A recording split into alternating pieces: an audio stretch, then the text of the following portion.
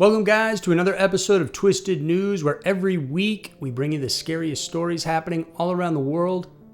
For today, we'll highlight how a normal, even relaxing day out with friends on a river can turn deadly in the blink of an eye.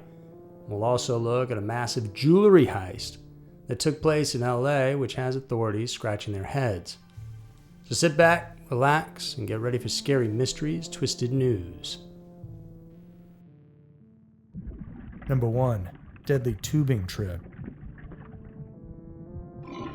Outdoor trips are popular in the summertime because of the fun and exciting activities that we get to do. Some of these outdoor spots include beaches, rivers, or pools, and usually they're packed with people. And while it's common for the majority to be wary of bodies of water, other incidents can happen which may spoil or worse, traumatize someone's experience.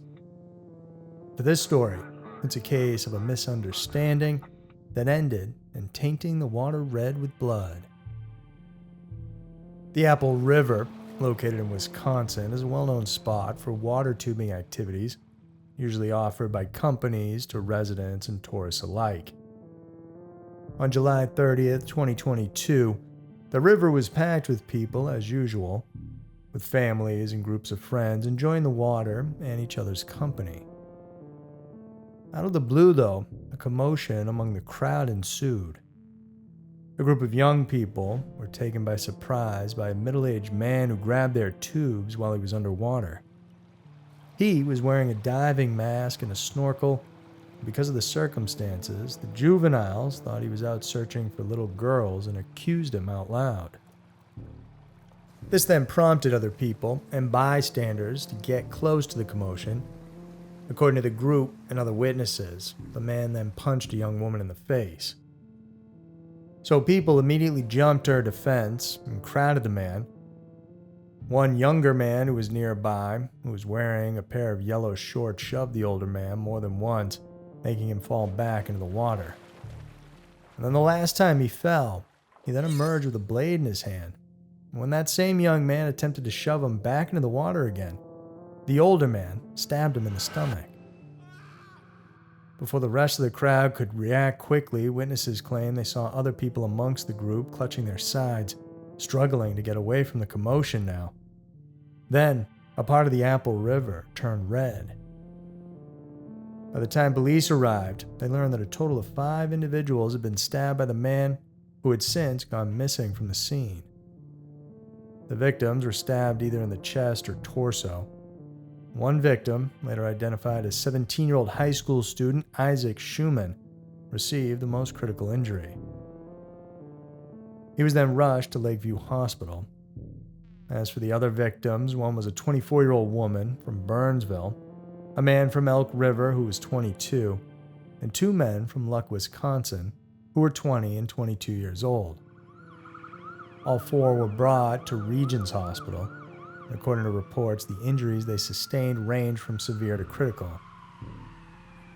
After about an hour, police took into custody a 52-year-old man named Nikolai Miao. He was an engineer from Prior Lake and was on an outing on the Apple River with his wife and friends. According to Nikolai, he separated from his group with his diving mask and snorkel to look for a friend's cell phone that had fallen into the river. His wife Sandra backed up that statement in a separate interview. She also saw her husband approach a group of young people who then attacked him after he got close to them a second time. After hearing screams, Sandra saw her husband running back towards them. She also added that he never mentioned the stabbing incident. She also believed that he wasn't there long enough for him to do what he was accused of. But on the other hand, Nikolai himself later revealed that what he did was in self-defense. After the group called him a child molester, he said he feared for his safety when other people approached him wielding weapons. He also said that the actual knife he used to stab the 5 victims was from one of those people. However, video evidence provided to the police by one of the witnesses clearly showed Nikolai wielding the blade from his person. The youngest victim, Isaac, died in the hospital later that day. Nikolai received charges of first-degree homicide and 4 counts of first-degree attempted homicide, A $1 million bail was also set for him. If he can provide the bail and be set free, he's not allowed to drink and must not also possess any dangerous weapons. Trips are supposed to be fun and memorable, but it's sickening to think that those who witness this violent altercation will forever be traumatized by it. Number 2. Massive LA jewelry heist.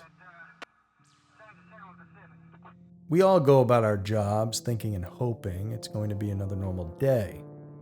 Sometimes normal can be akin to either a busy day or a boring one.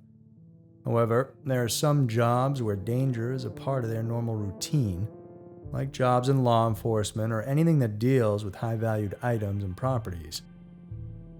For the driver of a Brinks armored truck, it was supposed to be a normal day of work. On July 10th, the truck was delivering merchandise from San Mateo in the southern part of San Francisco all the way up to Pasadena in Los Angeles. The merchandise consisted of expensive and rare gems, jewelry, watches, and other unidentified valuables that are possibly worth around $100 to $150 million. This merchandise was part of the International Gem and Jewelry Show held every single year. Exhibitors are usually family-owned, and these exhibitions happen almost weekly, moving from one venue to the other. In the early morning of July 11th, while on the road, the driver and the crew of the traveling armored truck decided to stop at a rest stop called the Flying J Travel Plaza, located in Lebec, California. Then, in a seemingly quick turn of events, the truck left the rest stop, leaving behind the driver and the crew. Someone had snuck into it and stole the entire vehicle, and it wasn't clear if this was done by one person or more. The heist was reported at around 2 a.m. after they noticed that the lock of the truck had been tampered with. Upon investigations, it was baffling to know that the armored staff of the truck actually left it unattended, which somehow made the heist possible. Police are also still trying to figure out if the suspect or suspects just happened upon the truck at the rest stop or if the truck had been tailed since it left its previous location. There are still no other clues regarding the whereabouts of the truck. Aside from the unclear unfolding of the heist, authorities, including the company Brinks and the jewelry show, are also dealing with the discrepancy in the actual worth of the items stolen. According to the director of the International Gem and Jewelry Show, Brandy Swanson, this truck carried about 25 to 30 bags of high-valued items that may be worth about more than $100 million. However, Brinks spokesperson Dana Callahan said that the actual amount only totals to about $10 million or even less. According to Swanson, the huge discrepancy of the actual worth of the gems and the insurance is usually due to the fact that the vendors can't afford to fully insure their pieces. Most of them rely on these shows, as it is their main source of income. Investigations are still ongoing as of this moment, and authorities said that some of the rare and expensive items, such as branded watches and diamonds, can be traced because of their serial numbers. Somehow this information helps them to stay positive in their search. As for the driver and the crew of the truck, no other information has been released to the public, except for the statement that they are closely working alongside authorities to try to find out how the heist actually occurred. It was supposed to be a normal day for the driver and crew of this truck, but now they've become part of the investigation. Is it possible that somebody just happened upon that truck at the very right time and got in it and stole it? Or were the Brinks driver and crew part of it all along? If you enjoyed that, then please like it, click subscribe and the notifications. It's totally free and we want to keep you up to date with our new content that you won't find anywhere else. Thanks for tuning in. I'll see you soon.